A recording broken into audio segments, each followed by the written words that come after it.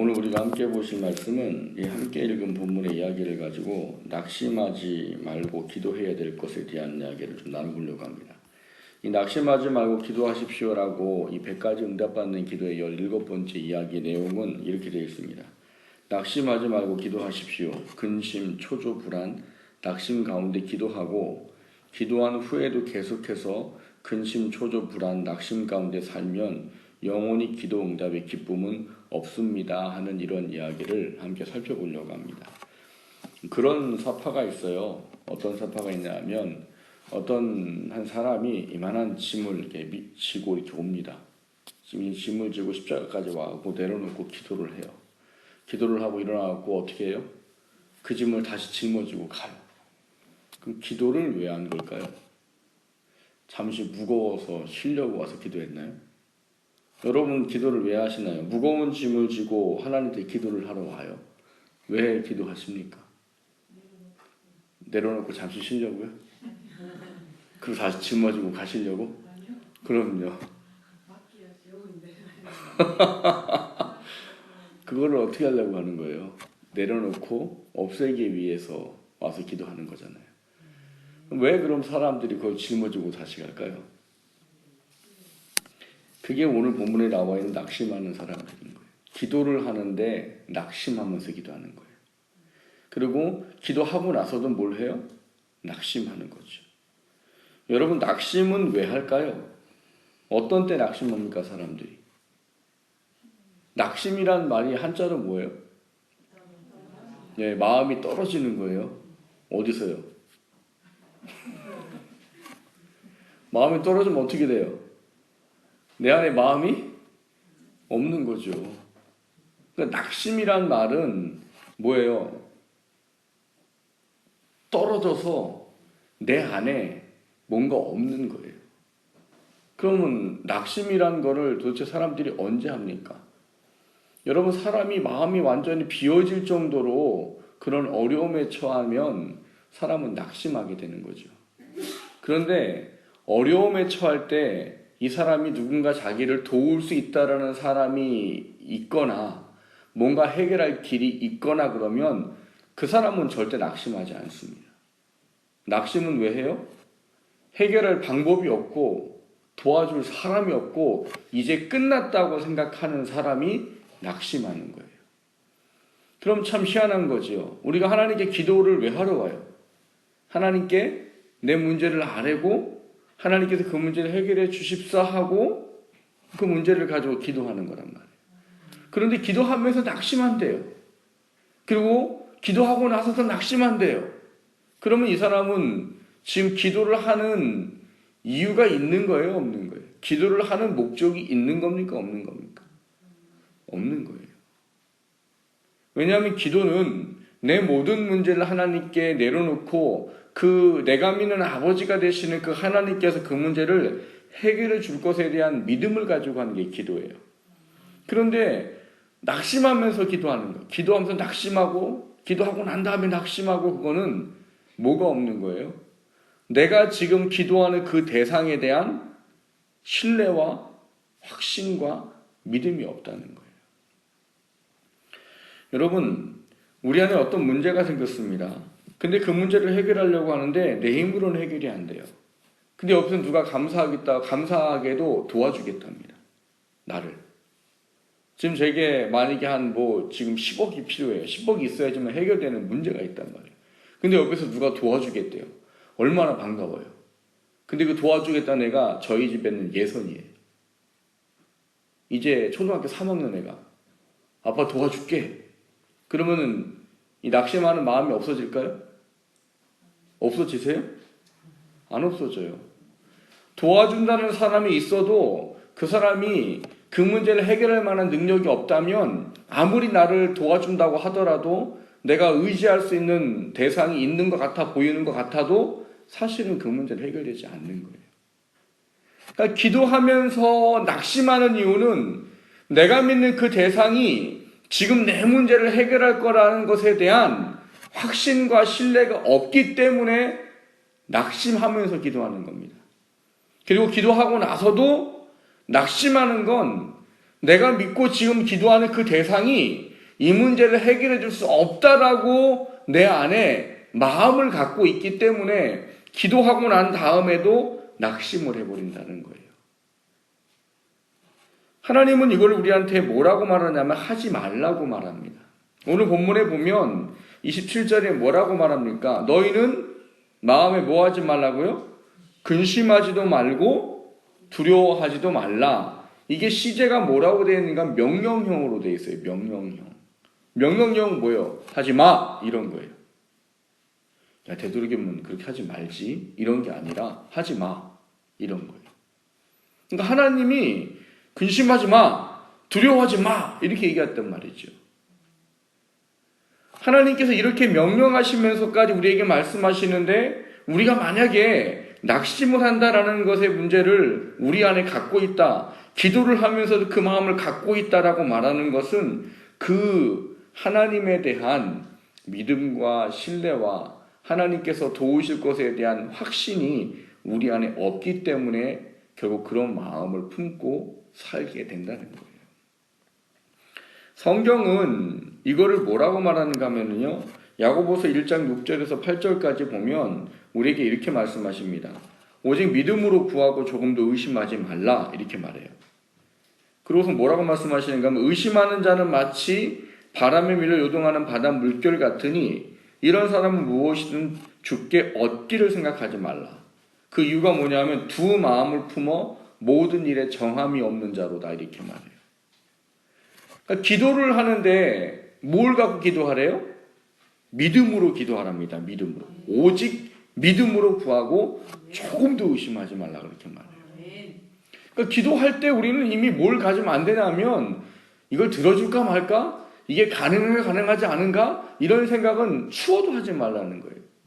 다만 기도를 한다면 내가 지금 기도하는 그 대상에 대한 절대적인 믿음만을 가지고 아무 생각을 하지 말고 기도하라는 거예요. 만약에 의심하는 마음이 생긴다면 그 사람은 바람에 밀려 요동하는 바닷물결 같다고 말합니다. 여러분 왜 바다에 가면 바람 많이 부는 날 보셨나요? 파도가 치지요. 이게 바다를 좀 이렇게 바닷가 말고 배를 타고 조금 나가면은요 바람에 의해서 이 파도가입니다. 근데 그거는 어떤 거냐면은요 바람이 이렇게 불면 이렇게 가게 돼 있고 저쪽으로 불면 저쪽으로 가는 거예요. 그럼 뭐예요? 바다의 의지와 상관이 없이 외부적인 힘에 의해서 어떻게 되는 거예요? 그냥 이렇게 가면 이렇게 가고 저렇게 가면 저렇게 가는 거예요. 의심하는 사람을 거기다가 비유를 해놓으셨어요. 바람에 밀려 요동하는 바닷물들 같다고. 이거를 다른 성경에 있는 표현으로 이야기를 하면 무슨 얘기냐면 사단이 우리의 마음을 이렇게 하면 이렇게 가고 저렇게 하면 저렇게 간다는 거예요. 그러니까 밀 까부르듯이 우리의 마음을 까부른대요. 밀 까부른다는 게 뭐예요? 요즘에는 뭐 그거 안 하죠. 예전에 키가 있었잖아요. 키가 있어가지고 이렇게 뭐합니까? 예, 그걸 까부른다고 그러잖아요. 까부린다고. 그럼 바람에 의해서 어떻게 돼요? 알곡은 남지만 어떻게 돼요? 쭉정이는 껍데기는 나갑니다. 그러니까 밀가부르던 그 바람에 의해서 이거는 그냥 이렇게 가버리고 저렇게 가버리고 다 날아간다는 거예요. 그러니까 마음이 우리가 기도할 때는 하나님에 대한 절대적인 믿음과 신뢰의 기도를 해야 되는데 의심을 가지면 이게 하나님이 될까? 이 마음을 가지고 기도하면 사단이 이렇게 밀면 이렇게 저렇게 밀면 저렇게 마음이 흔들려 버린다는 거예요. 사단에 의해서 마음이 흔들려 버리면 여러분 하나님에 대한 신뢰나 하나님에 대한 의지는 절대 생기지 않습니다. 그럼 신뢰와 의지가 안 생겨요? 그러면 어떻게 돼요? 이 야고보서 1장 8절에 보면 이 두 마음을 품어 모든 일에 정함이 없는 자라 이렇게 말하면서 7절에 이런 사람은 주께 얻기를 뭐 하지 말라고 그래요? 생각하지 말아라 이렇게 말해요. 왜요? 하나님은 믿음의 역사하시는 분이기 때문이에요. 그 믿음의 역사하시기 때문에 만약에 믿지 않냐고 의심하기 시작하면 그 사람은 하나님께 이미 얻기를 포기하라는 거예요. 왜냐하면 하나님은 믿는 사람에게 주시기 때문이에요. 왜 많은 사람들이 기도하는데 기도함에도 불구하고 그 사람들의 마음이 왜 근심, 초조, 불안, 낙심을 품고 있느냐? 그 중심은 다른 게 아니에요. 내가 믿고 기도하는 그 대상이신 하나님에 대한 내 온전한 마음이 없음을 의미하는 겁니다. 그러니까 우리가 그걸 잘 생각해야 되는 거예요. 내가 기도를 하는데 내 마음에 지금 의심이 생겨요? 불안이 생겨요? 초조가 생겨요? 그러면 뭐예요? 나는 지금 하나님을 신뢰하고 있는 게 아니라고 보셔야 되는 거예요. 그렇게 생각을 하셔야 되는 거예요. 왜요? 그래야 우리가 그 다음 걸 할 수 있기 때문입니다. 뭘 할 수 있어요? 아, 내가 지금 믿음이 없구나. 그거를 우리가 빨리 알아내고 믿음의 자리로 다시 나아가는 일을 우리가 해야 되기 때문이에요. 여러분, 우리가 기도할 때 주로 쓰는 말이 다 달라요. 어떤 분들은 기도할 때 뭐라고 기도합니까? 저 같은 사람은 기도할 때 잘 쓰는 용어가 뭔지 아세요? 자비와 긍휼이 한이 없으신 하나님이세요. 왜 그럴까요? 왜 저는 자비와 긍휼이 한이 없으시다는 말을 잘 쓸까요? 늘 하나님 앞에 제가 부족하니까 그럴 수밖에 없어요. 하나님의 긍휼과 자비 없이는 살아갈 수 없기 때문에 늘 저는 그게 기도예요. 근데 대부분의 사람들이 기도할 때 잘 쓰는 용어가 뭘까요? 여러분이 뭔가 하나님께 구하고 기도할 때 하나님의 잘 부르는 그 칭호가 뭡니까? 전능하신 하나님. 이런 얘기 잘 쓰잖아요. 전능하신 하나님. 천지를 창조하신 하나님. 이게 어떤 의미예요? 전능하시다. 천지를 창조하시다. 이 말이 뭘 의미하는 겁니까? 내가 지금 기도하는 그 대상이신 하나님이 내 모든 문제를 어떻게 해주실 수 있다고요? 해결해 줄 수 있다는 것에 대한 확신과 신뢰를 가지고 하는 기도예요. 하나님, 전능하신 하나님, 창조주 하나님, 모든 만물의 주인이 되시는 하나님이라고 기도하는 건 내가 지금 기도할 때 그 문제에 대해서 하나님께서 그 문제를 해결해 줄 거에 대한 믿음과 확신을 가지고 그거를 쓰는 거예요. 그 표현을. 근데 문제는 그 표현을 쓰는 것까지는 좋다 이거예요. 표현을 쓰는데 마음속에 뭐가 일어요? 근심, 초조, 불안, 낙심 이런 게 일고 있다면 나는 그 말을 쓰는 게 진심이 아니라는 거예요. 그건 뭐예요? 그냥 내 입에 밴 말인 거예요. 여러분, 신앙생활은 어떤 보여지는 것 자체의 의미가 중요하지 않습니다. 신앙생활은 내 속에서 하나님께서 인정하는 것이 필요한 거예요. 입술로는 전능하십니다라고 말하는데 낙심하면서 기도해요? 천지를 창조하신 하나님이라고 말하면서 근심을 가지며 기도해요? 기도하고 나서도 초조하고 근심해요? 그러면 그거는 그냥 입술의 이야기지 내가 그 하나님을 인정하는 게 아니라는 말이에요. 그 인정함이 있다면 뭘 해야 되느냐? 한나와 같은 모습을 가져야 되는 게 맞다란 말입니다. 한나는 늘 마음이 괴로웠어요. 왜 괴로웠습니까? 아들이 없어요. 남편에게는 한나와 또 한 여자가 있었습니다. 아들이 없어요. 아들이. 요즘에는 여러분 아들 없으면 여자들이 막 그 안달복달 하나요? 요즘에는 안달복달 안 합니다. 옛날 같으면은 뭐 어르신들이 아들은 낳아야지 이런 말 하지만 요즘에 뭐 아들을 낳아야지 그러면은 그거 자기로 듣는 며느리가 있을까요? 있어야 정상이지만 없어요. 왜요? 그리고 그렇게 말하지도 않습니다. 요즘에는 뭐 남녀 이런 거에 구분을 하지 않는단 말이에요. 근데 이 유대인들 사회에 성경이 기록될 당시에는 아들이 없으면 주변에서 들려오는 소리는 뭐냐? 저 저주받은 여자 이런 거예요. 쟤는 하나님의 저주를 받았기 때문에 쟤는 아들을 못 낳는 거예요. 그 여자들이 왜 아들을 낳으려고 그렇게 애를 쓸까요? 여러분, 아브라함의 처인 사라가 왜 아들을 못 낳는다고 하갈이라는 첩을 남편에게 줘서 아들을 낳으려고 해요? 여러분, 아들을 못 낳으면 남편이 뭐 100억대, 1000억대 재산을 가진 부자라고 하더라도 옛날 고대 근동 법에는 이 아들이 없는 여자는 재산을 못 갖습니다. 그 재산이 누구한테 가느냐? 가까운 근족한테 가요. 친척한테. 이 여자는 거지가 되는 거예요. 그 거지가 된 그 여자는 참 과부라 이래서 먹고 사는 게 힘든 사람이 돼버리는 거예요. 그래서 어떻게든 아들을 낳으려고 하는 거예요. 그러니까 이게 굉장히 큰 문제인 거죠. 요즘처럼 뭐 아들, 딸 뭐 상관없는 시대에는 뭐 아들이 없다고 해서 별로 그렇게 마음속에 뭐 괴롭거나 힘들거나 그러지 않아요. 근데 그 시대에는 아들이 없으면 들려오는 소리가 저 저주받은 여자. 그 실질적으로 큰 불이익을 봅니다. 그러니까 아들이 없다는 것은 여자한테는 치욕적이고 두렵고 괴로운 일인 거예요. 그래서 한나가 맨날 뭐 해요? 늘 울잖아요. 우는 거예요. 또 옆에서 부채질하는 사람이 또 있잖아요. 옆에 이 남편의 다른 또 아내인 여자가 아들이 있거든요. 그러니까 자기를 어떻게 해요? 늘 능멸하고 자기를 부채질하는 거죠. 그러니까 한나는 매일 울어요. 매일. 그러니까 남편이 사실 한나를 더 사랑했던 거예요. 그래서 내가 10아들보다 뭐가 부족하길래 아들 없다고 이렇게 매일 우냐고. 내가 있는데 내가 다 알아서 해주는데. 근데 그게 안 들리는 거예요, 한나한테.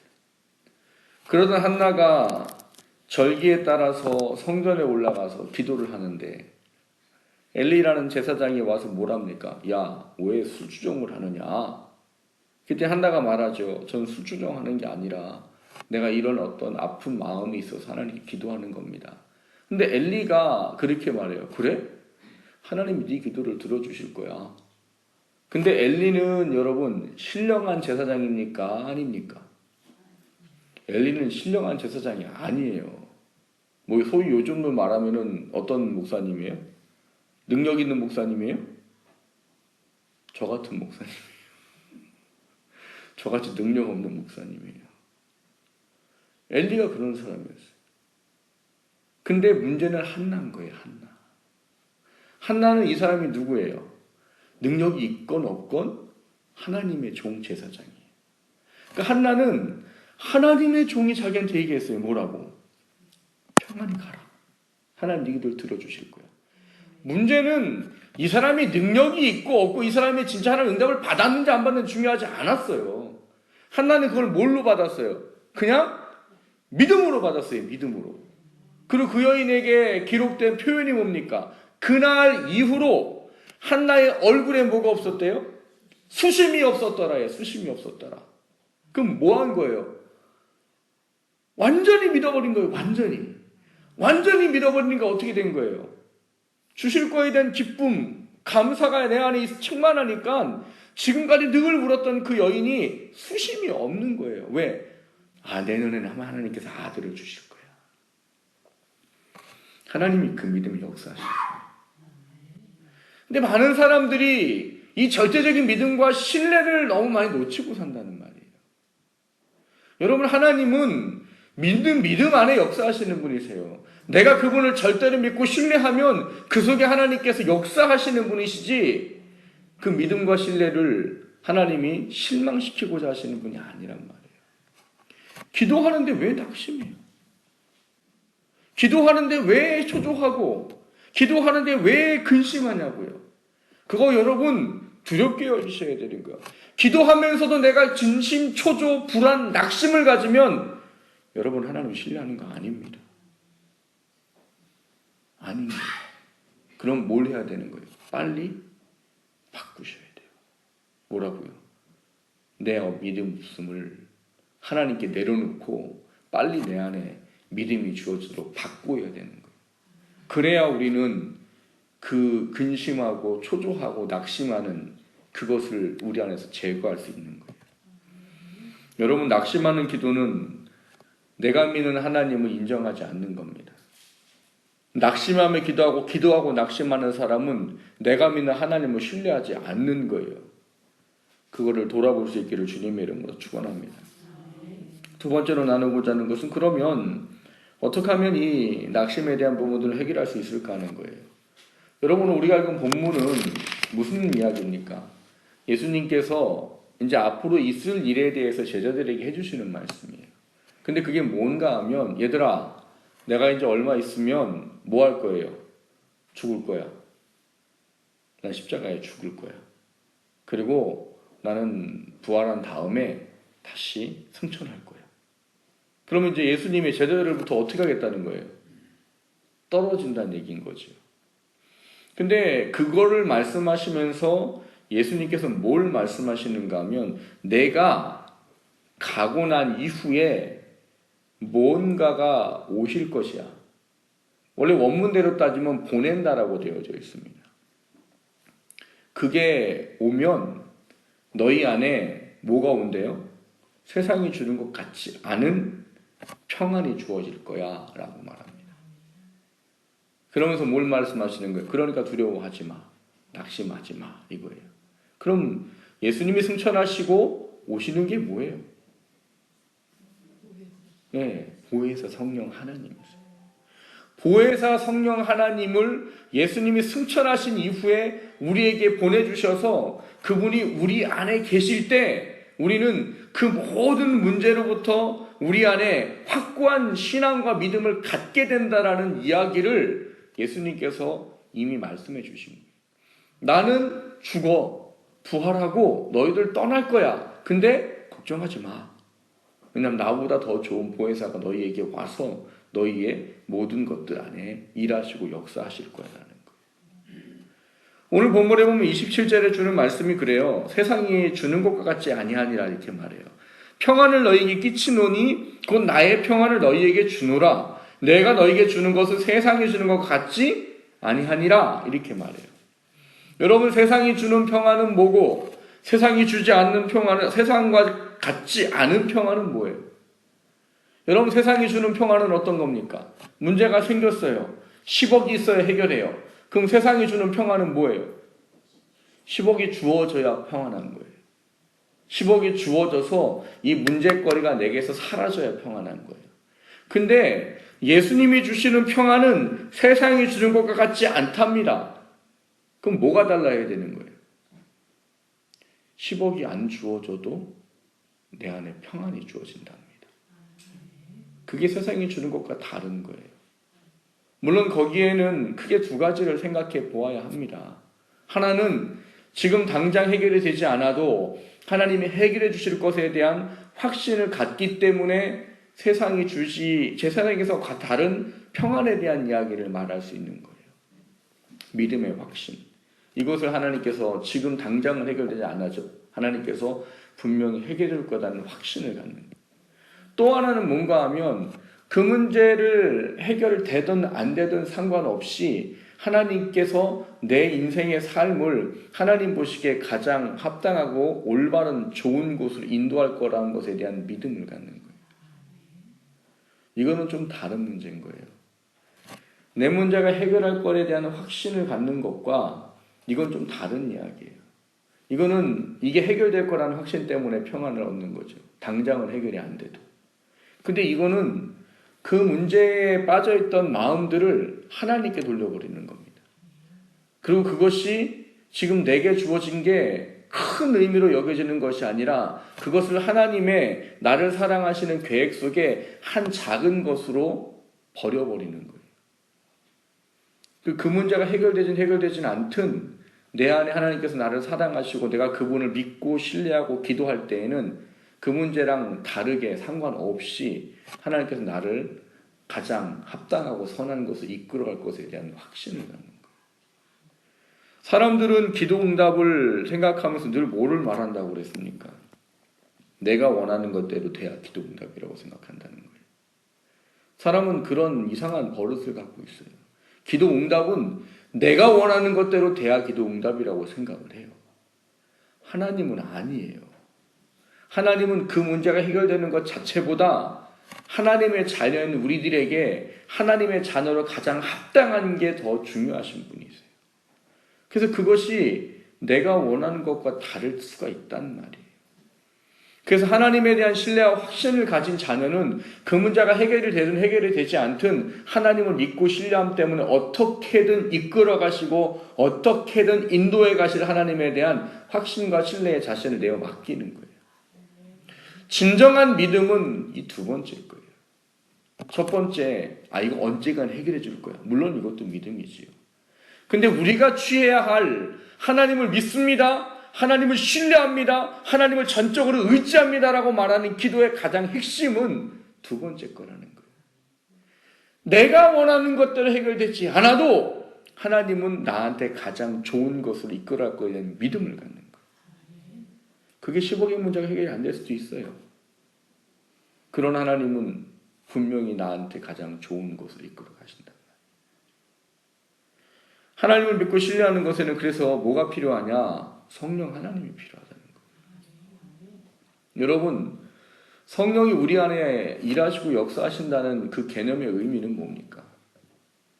우리는 성령이 일하시고 역사하시는 것을 항상 내가 생각하는 문제에 해결해 두지만 하나님은 뜻이 달라요. 여러분, 로마서 8장에 보면 성령이 우리를 위해서 말할 수 없는 탄식으로 간구한다고 말해요. 근데 말할 수 없는 탄식으로 우리를 간구할 때 그분이 어떻게 간구한다고 하십니까? 그 문제를 해결해 주실 하나님의 뜻대로 우리를 위해서 간구하시느라고 말하는 거예요. 이건 무슨 얘기예요? 우리는 하나님의 뜻을 바라보는 그 시각과 그 훈련들이 잘 안 돼 있어요. 그러면 문제는 이 문제에만 초점 맞춰지는 거죠. 그럼 문제가 해결되고 문제가 없어져야 우리는 그게 응답이고 그게 해결이고 그게 하나님을 나를 사랑한다라고 이해하는 거예요. 근데 하나님의 넓은 시각을 가지면 그것이 성령이 내게 하나님께서 가장 원하다고 하는 것에 대한 이끄심에 대한 부분들에 대한 초점을 맞추게 되면 여러분 그 문제가 해결되든 안 되든 상관이 없어진다는 거예요. 그걸 누가 하시느냐? 성령이 하신단 말이에요. 성령. 그래서 우리가 성령을 의지하고 기도하는 것이 이 낙심과 불안과 초조에 대한 모든 문제들을 내려놓는데 가장 중심에 있는 이야기예요. 그래서 하나님 우리에게 그거를 근심하지 마라, 두려워하지 마라 라고 명령형으로 이야기를 해버리는 거예요. 그거 하지 말고 뭘 보라고요?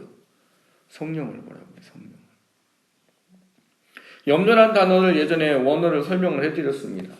염려란 단어의 어원이 뭐라고 그랬습니까? 아이를 돌보다 라는 어원에서 염려라는 단어가 나왔어요. 아이를 돌보다인데 그 아이가 초등학생 이런 애가 아니고 뭐 한 2살, 3살 요 정도 애들인 거예요. 요 아이들을 돌보다라는 어원에서 염려하다라는 말이 왔대요. 어떻게 보면 그냥 매치가 잘 안 돼요. 아니 염려하다는 어원에서 왜 이 아이를 돌보다라는 어원에서 왜 염려하다는 말이 왔을까? 뭔가 좀 연계가 돼야 이게 좀 어원상의 문제가 될 텐데 문제는 여러분 이 메림나우라고 하는 메림나의 원형이 아이를 돌보다의 이 원형이 잘 생각해보면 뭐냐 하면 이런 거예요. 여러분 2살, 3살, 4살 요 이제 막 걷기 시작한 애부터 그때 아이들은요 눈을 떼면 안 돼요. 우리는 뭐 하고 나면 뭐 잘 있겠지 싶지만 뒤돌아갔다가 정말 뒤만 돌았는데도 보면 애들이 막 어떻게 돼 있고 막 그런단 말이에요. 그러니까는 그때는 모든 초점이 뭐한테 가 있어야 돼요? 아이한테만 가 있어요. 아이한테만 가 있으면 다른 건 보여요, 안 보여요? 안 보여요. 그래서 남편들이 시험에 들잖아요. 왜 시험에 들어요? 아내들이 나도 좀 봐줘야 되는데 누구만 봐요? 애들만 봐라고 애들. 내 사랑은 어디 갔나 이렇게 해서 시험에 든단 말이에요. 다른 건 신경 못 써요. 애들만 봐야 되는 거예요. 근데 염려하라는 단어가 그럼 뭐냐 이거예요. 염려하라는 단어는 그 모든 초점을 그거에만 맞추는 것을 이야기하는 거예요. 문제가 생겼어요. 근데 그 문제에 마치 이 어린 아이를 둔 엄마가 그 어린 아이에만 집중을 하듯이 그 문제에만 집중을 하는 거를 염려하다라는 단어로 쓴 거예요. 그거밖에 안 보이는 거죠. 문제밖에. 문제밖에 안 보이면 내 안에 주어지는 건 뭐만 주어져요? 눈덩이처럼 염려만 불어나는 거예요. 염려만. 문제만 바라보면 늘 하루, 이틀, 사흘, 나흘 문제만 봐요. 해결이 안 돼요. 그럼 하루하루 지날 때마다 뭐만 커져요? 염려만 눈덩이처럼 불어나는 거예요. 염려만. 그것만 보니까. 하나님은 우리가 그 염려로부터 눈을 들어서 누굴 보라고 말씀하시는 거예요? 성령을 보아라라는 거예요. 성령을 하나님 예수님께서 왜 보내주셨어요? 여러분 보혜사라는 이 성령의 어원이 변호사입니다. 변호사란 단어에서 보혜사란 단어가 왔어요. 변호사는 뭐 하는 사람인데요? 내 문제가 있으면 내 문제를 전부 다 대변해줘요. 왜 영화 같은 데 보면은 재판을 하다가 한 사람이 문제가 있어서 막 열받아서 얘기하려고 그러면 변호사가 뭐라고 그래요? 말하지 말라고. 내가 말할 테니까. 왜요? 잘못 말한 게 재판에 영향을 미치기 때문에 변호사가 자기가 냉철한 판단을 가지고 자기가 다 대변을 하는 거예요. 그러니까 변호사는 모든 것을 다 대변해 주게 되어 있는 거예요. 우리가 말하는 성령이란 단어의 어원을 보면 파라클레토스라는 단어가 되어 있어요. 파라클레토스. 근데 이 파라클레토스가 두 단어가 합쳐져서 됐어요. 근데 이 두 단어의 의미가 뭐냐? 파라라는 단어가 곁에서라는 뜻이에요. 곁에서 말하다, 듣다, 이야기하다, 이런 칼레오라는 동사랑 파라라는 전치사랑 합쳐져서 파라클레토스라는 성령이라는 단어가 됐어요. 참 신기한 거지요. 하나님 단어를 그렇게 만들어 놓으신 것 보면. 그러니까 성령은 뭐냐? 내 곁에서 나를 깨닫고 지키고 돌보고 알려주는 모든 것을 하도록 보냄을 받으신 분이 성령이란 말이에요. 우린 지금 안 보이지만 우리 곁에는 지금 다 누가 계시다는 거예요? 성령이 계시다는 거예요. 문제는 그 보이지 않는 성령을 믿음의 눈을 통해서 보면 그분을 보고 문제를 보지 아니하고 그분이 주는 평안을 얻게 되는데, 내가 보이지 않는 성령을 믿음의 눈을 통해 보지 못하면 문제만 보이고 낙심하고 초조하고 염려할 수밖에 없다는 거예요. 그래서 뭐 하라는 거예요? 눈을 들어 뭘 보라고 그래요? 산을 보라. 너희 도움이 어디서 올꼬? 이렇게 말하잖아요. 산을 왜 봐요? 답답하니까 좀 가슴이라도 뚫으라고 산 봐요? 이스라엘 사람들은 하나님이 어디 계시다고 믿었어요? 산에 계시다고 믿었어요. 그래서 다른 이방 사람들도 이스라엘 사람들이 믿는 신은 산신이니까 우리가 산에서 싸워서 졌으니까 평지에서 싸우자. 그럼 우리가 이길 것이야. 그랬던 거예요. 그러니까 다윗이나 시편 기자들이 눈을 들어 산을 보아라. 너희 도움이 어디서 올 거라고 말하는 건 뭐예요? 문제 보지 말고 상황 보지 말고 그 도움을 주시는 하나님을 봐라 이거예요. 그럼 도움이 어디서 와요? 그 하나님께로부터 온다는 거예요. 근데 그 하나님께 기도하면 그 믿음의 눈을 가지고 보면 낙심하고 초조하는 건 하지 않게 된다는 거예요. 여러분 기도하면서 여러분이 가장 원하는 건 뭐예요? 응답받는 거잖아요. 물론 말씀드렸듯이 내가 원하는 응답은 아니에요. 하나님이 보시기에 가장 좋고 합당한 응답이에요. 근데 그 응답을 그 하나님께서 가장 좋고 가장 옳다라고 말하는 그 응답을 받기 위해선 여러분 염려라는 것에 그 문제라는 것에 결코 눈 맞추시면 안 되는 거예요. 그 눈을 들어서 하나님을 보셔야 되는 거예요. 하나님을 절대적으로 신뢰를 하셔야 되는 거예요. 좀 그 문제에 있어서는 좀 바보 같아지세요. 좀 바보 같아지세요. 바보들은 말하면 믿습니다. 다른 거 돌아보지 않아요. 제발 그 문제에서만 하나님을 의지하고 신뢰하는 거 문제에서는 좀 바보 같아지세요. 나 하나님 믿으면 하나님 해결해 주셔라고 좀 바보같이 좀 믿으세요. 그러면 하나님이 일하셔요. 하나님이 하신단 말이에요. 여러분 기도하는데 여러분 안에 분명히 그거 있을 수 있어요. 문제가 크면 클수록 기도하는데도 마음이 답답하고 기도하는데도 근심이 오고 기도하는데도 낙심이 되고 기도하고 났는데도 나오면서 근심되고 낙심되고 초조할 수 있어요. 그러면 기도를 다르게 하셔야 되는 거예요. 뭐라고요? 그 문제 해결은 두 번째예요. 하나님 내게 믿음을 주세요.